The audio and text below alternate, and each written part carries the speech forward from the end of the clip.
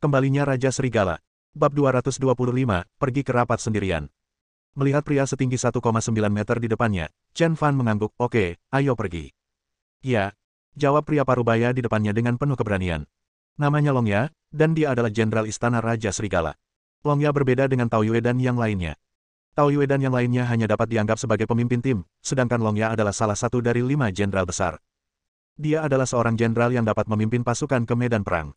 Dia juga merupakan jenderal yang ditunjuk langsung di bawah Chen Fan. Di dalam mobil, Long Ya melaporkan, "Bos, prajurit pelopor kita sudah menuju ke keluarga Bell terlebih dahulu. Bukankah kita harus menyuruh mereka keluar dengan meledakkan diri?" Chen Fan menggelengkan kepalanya dan berkata, "Beritahu mereka untuk segera mundur. Ini negara orang lain. Tidak pantas bagi prajurit Aula Raja Serigala untuk muncul. Untuk menghadapi keluarga Bell, hanya kita berdua yang bisa pergi ke sana." Ya, Long Ya mengangguk. Pada zaman dahulu kala, Guan Yu pergi ke suatu pertemuan sendirian dengan membawa pedang, dan kini Raja Serigala menerobos masuk ke dalam keluarga Bell sendirian. Pada saat ini, Bernard dikirim ke keluarga tersebut. Seorang pria gemuk berusia 40-an sedang menggigit cerutu dan menatap Bernard di depannya, dengan otot-otot di wajahnya berkedut terus-menerus. Dia adalah kepala keluarga Bell, Bellai.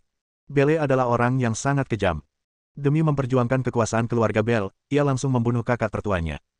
Ia bahkan memegang kepala kakak tertuanya dan pergi menemui ayahnya, mengatakan bahwa kakak tertuanya tidak memiliki keterampilan seperti yang lain, jadi ia harus membunuhnya karena ia sudah tua dan sudah waktunya baginya untuk turun tahta. Kekejamannya tidak hanya ditunjukkan kepada keluarganya, ia juga dikenal sebagai bandit di dunia luar. Putranya, Berlai, mewarisi sifat pemarahnya, itulah sebabnya ia sangat dihargai oleh Berlai. Melihat Bernard tergeletak tak sadarkan diri di tanah, semua orang terdiam. Belle melambaikan tangannya dan berkata, "Bangunkan dia untukku." Wah! Seorang pria bermata satu di dekatnya mengambil baskom berisi air dan menuangkannya ke atasnya. Ah! Bernard terbangun dari rasa sakitnya dan melihat bahwa dia dikelilingi oleh orang-orang dari keluarga Bell. Dia tiba-tiba merangkak di depan Belle. "Ayah, kamu harus membalaskan dendamku." Kaki anak itu. Bernard tercekat, patah total. Ledakan. Semua anggota keluarga Bell menggertakkan gigi ketika melihat cedera kaki Bernard. Sialan, siapa yang melakukan ini? Apakah kamu tidak tahu bahwa Tuan Bernard adalah anggota keluarga Bell kita? Ini keterlaluan dan keterlaluan. Sepertinya keluarga Bell kita terlalu baik terhadap dunia luar. Sampai pada titik di mana beberapa orang idiot berpikir bahwa keluarga Bell kita mudah diganggu. "Tuan Bernard, siapapun yang melakukannya, aku akan membunuhnya," kata pria bermata satu itu. Belle melihat kaki Bernardo yang hancur dan menjadi marah. Bernard adalah putranya yang paling berharga. Ia kejam, pemberani, dan berani melawan serta membuat masalah. Ia telah melepaskan dan menyerahkan kekuasaan kepada Bernard. Namun kini, seseorang benar-benar melumpuhkan kakinya. "Bernard, katakan padaku, apa sebenarnya yang terjadi?" Bernard buru-buru berkata, "Ayah, itu orang Cina. Orang Cina yang memukul anak itu seperti ini." Bernard buru-buru menjelaskan seluruh cerita kepada Berlai.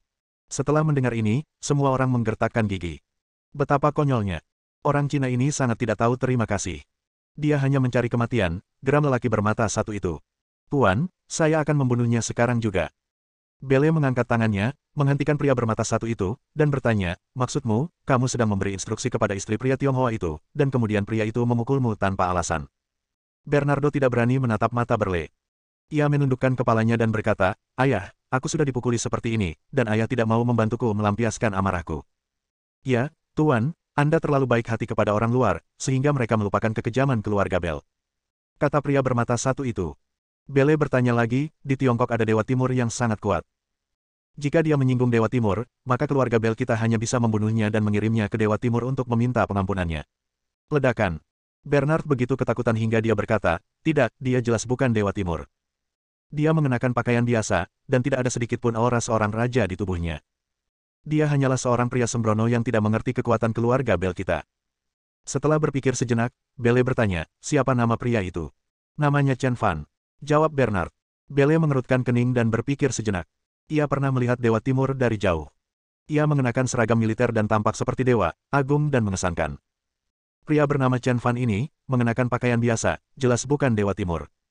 "Baiklah." Belle menggebrak meja dan berkata, "Si mata satu, kamu bertanggung jawab untuk membawa orang bernama Chen Fan ini kembali. Kita akan menghadapinya sesuai aturan lama." "Ya." Lelaki bermata satu itu menyeringai, sangat jahat. Dan, pada saat ini, ledakan. Sebuah jeep melaju masuk dari gerbang keluarga Bell. Dia langsung menuju sarang naga dan bergegas ke aula keluarga Bell. Bab 226 Dia adalah Tuhan.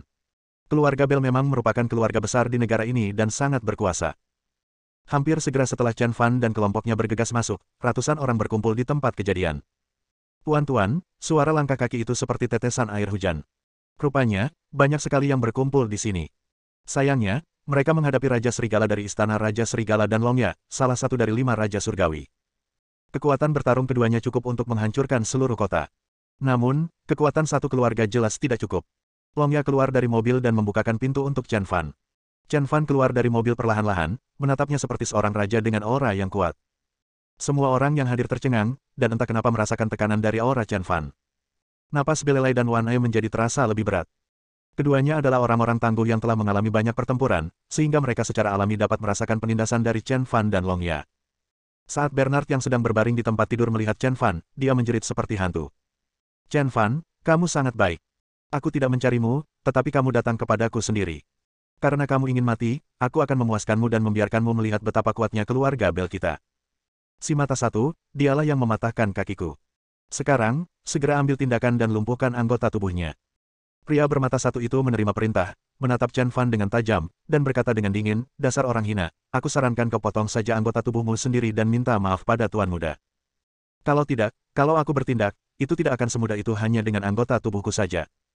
Sejak Chen Fan dan Longya turun dari mobil, Belle terus menatap Chen Fan. Itu dia, itu benar-benar dia. Dia adalah Dewa Timur. Saya pernah bertemu dengannya di Asia Tenggara, dan saya tidak bisa melupakan wajah Dewa Timur itu. Meskipun hari ini dia mengenakan pakaian biasa, auranya nyata. Hanya Dewa Timur yang bisa memiliki aura seperti itu. Dia adalah Dewa Timur. Nama Dewa Timur adalah Chen Fan. Dan orang yang mematahkan kaki putranya adalah Chen Fan. Ledakan. Ada perasaan muram di atas kepala Belle. Jika orang biasa menyinggung Tuhan, mereka tidak punya pilihan selain mati. Chen Fan mengabaikan peringatan pria bermata satu itu dan menatap Belle dengan dingin. Berle, karena putramu dan anak buahnya menginginkan anggota tubuhku, kau bisa datang dan mengambilnya atas nama mereka. Ledakan. Belle gemetar seluruh tubuhnya, wajahnya pucat pasi, dan kepalanya dipenuhi butiran keringat. Berani sekali kau. Siapa yang menyuruhmu memanggil patriark dengan nama depannya? Kamu mencari kematian. Sambil berbicara, pria bermata satu itu memegang belati di tangannya dan menikam Chen Fan dengan ganas. Belle terkejut dan berkata tergesa-gesa, Wan Ai, berhenti. Sebelum dia selesai mengucapkan kata, datang, dia melihat belati itu hanya berjarak 1 meter dari Chen Fan. Dan, pada jarak 1 meter, taring naga di belakang Chen Fan melintas dan datang ke sisi Chen Fan. Dia mengulurkan 2 jarinya dan menjepit belati pria bermata satu itu.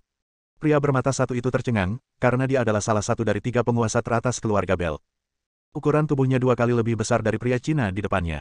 Namun meski begitu, saat Longya menjepit belatinya, dia tidak bisa bergerak maju. Adegan mengerikan terjadi segera setelahnya.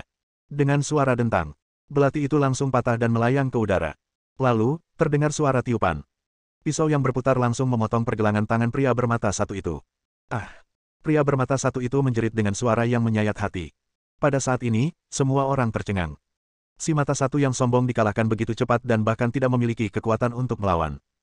Mata Bernard memerah, dia tidak percaya bahwa ada orang sekuat itu di dekat Chen Fan. Chen Fan menatap Belle dengan setengah tersenyum, dan berkata sambil tersenyum, sepertinya kamu tidak memiliki kekuatan untuk mengambil anggota tubuhku. Bernard yang berdiri di sampingnya melihat Chen Fan begitu sombong dan berteriak dengan nada menyayat hati, Chen Fan, jangan terlalu sombong di sini.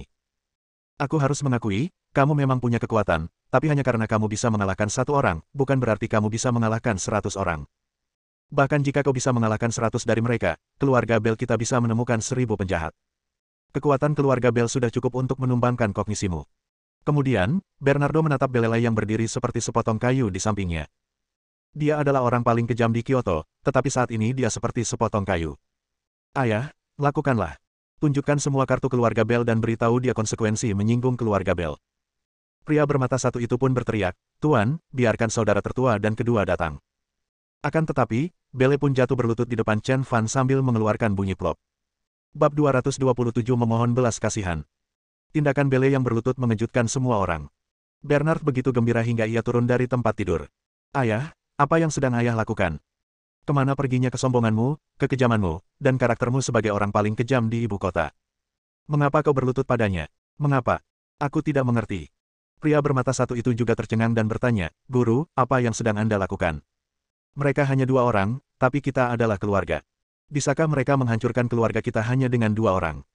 Kita punya ahli, kita punya orang, dan kita punya kakak tertua dan kakak kedua.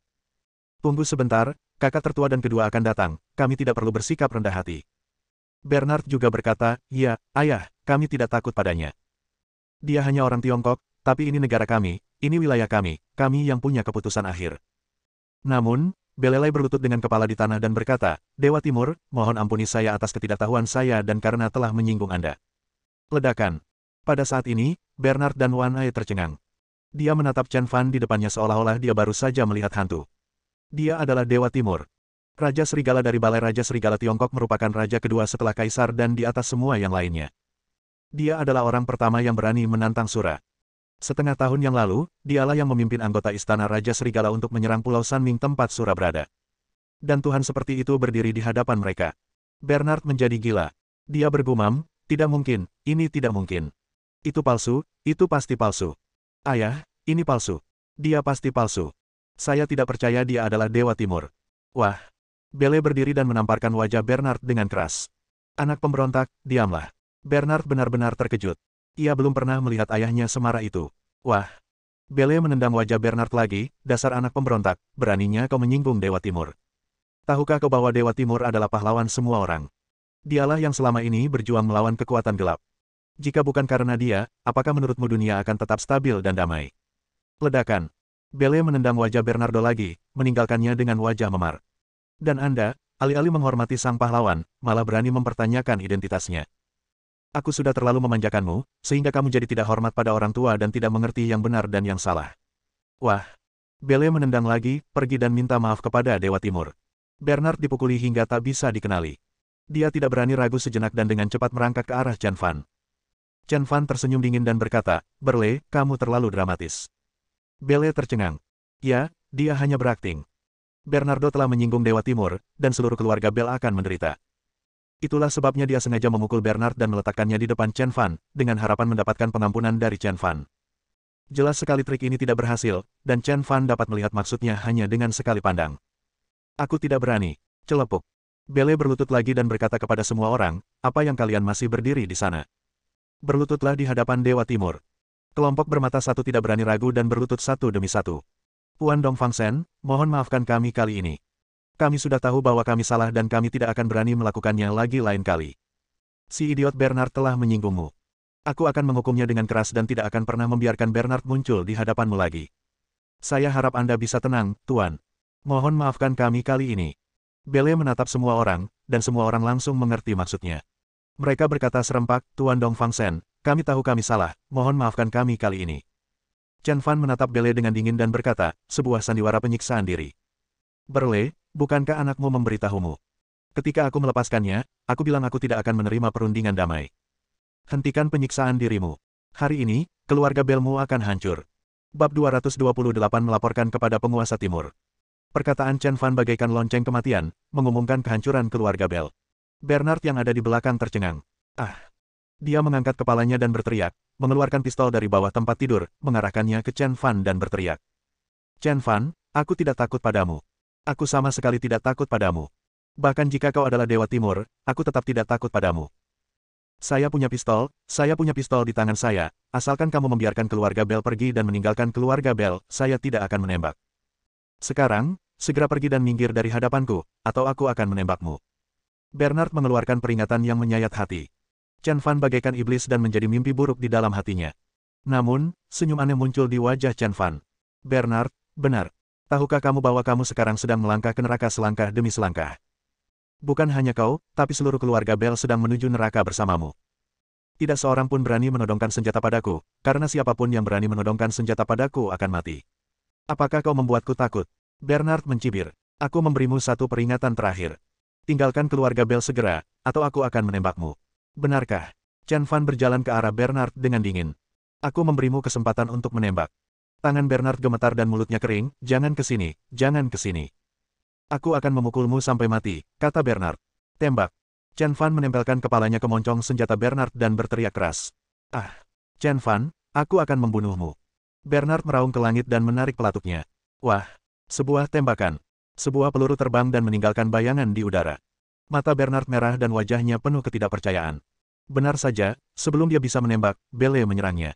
Kenapa? Peluru itu menembus kepala Bernard dan dia terjatuh ke tanah.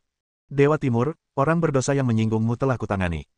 Bele menyimpan senjatanya dan melangkah maju sambil berkata, pada saat yang sama, keluarga Bell kami bersedia memberikan Tuan Dongfang Shen 1 miliar sebagai kompensasi atas kerusakan mentalnya. Bele memang pria yang kejam. Demi melindungi keluarganya, ia membunuh putranya sendiri tanpa sedikit pun penyesalan atau kesedihan di wajahnya. Mereka yang mencapai hal-hal besar tidak terikat oleh ini. Sayangnya, dia meremehkan tekad Chen Fan. Xia Simo adalah titik lemahnya dan siapapun yang menyinggungnya akan dibunuh. Dia menoleh ke arah Belelai dan berkata, uang, aku punya banyak. Bele tercengang. Memang, Istana Raja Serigala tidak pernah kekurangan uang. Uang hanyalah angka bagi mereka. Saya ingin tahu, apalagi yang Tuan inginkan. Aku ingin keluarga Bell hancur, dan aku juga menginginkan nyawamu. Kata Chen Fan dengan dingin. Tentu saja, karena kau telah membunuh Bernard dan meminta maaf kepadaku, aku bisa berbelas kasihan dan mengampuni 9 klan keluarga Bell. Ledakan. Bele sangat ketakutan hingga dia mundur 3 langkah. Tuan, aku telah membunuh Bernard untukmu, aku harap kau tidak bertindak terlalu jauh. Saya bisa memberimu 2 miliar, saya harap kamu tidak meminta lebih. Apakah kamu sedang menguji keberuntunganmu? Chen Fan mencibir dan menatap Bele dengan tatapan mematikan. Jadi, apakah kau siap melawanku secara langsung? Bele menggertakkan giginya dan berkata, saya tidak ingin bertarung dengan Anda, Tuan, tetapi permintaan Anda untuk membunuh saya dan menghancurkan keluarga Bell saya terlalu berlebihan. Nasibmu ada di tanganmu sendiri. Aku, Bele, ingin bersaing denganmu, Tuan. Wah. Bele bertepuk tangan, dan seketika lebih dari 100 orang menyerbu masuk sambil membawa senjata di tangan, mengepung Chen Fan dan Long Ya dengan erat. Pada saat yang sama, seorang pria dan seorang wanita berjalan keluar dari belakang Bele. Dengan rambut pirang, batang hidung tinggi, dan aura yang luar biasa, jelas pada pandangan pertama bahwa dia bukanlah orang biasa.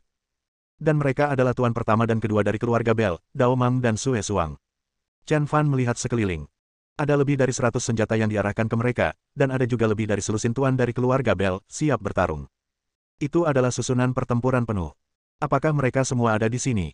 Apakah ada yang belum datang? Apakah Anda ingin menunggu sebentar? Penghinaan Chen Fan membuat Bele sangat tidak puas. Dongfang Shen, aku akui kekuatanmu memang sangat kuat, tetapi kalian hanya berdua, dan orang-orang ini sudah cukup untuk menghadapimu. Sepertinya tidak ada yang tersisa. Chen Fan menggelengkan kepalanya dengan frustrasi, sepertinya aku melebih-lebihkan kekuatan keluarga Bellmu. Kalau begitu, mari kita mulai. Chen Fan mendongak dan tersenyum pada Bele. Tetapi senyuman ini sama menakutkannya dengan senyuman kematian. Wah! Sebuah Rolls-Royce melaju cepat menuju aula keluarga Bell. Seorang pria parubaya keluar dari mobil, datang ke sisi Chen Fan, berdiri dengan tenang, berdiri tegap, dan memberi hormat, semuanya sekaligus.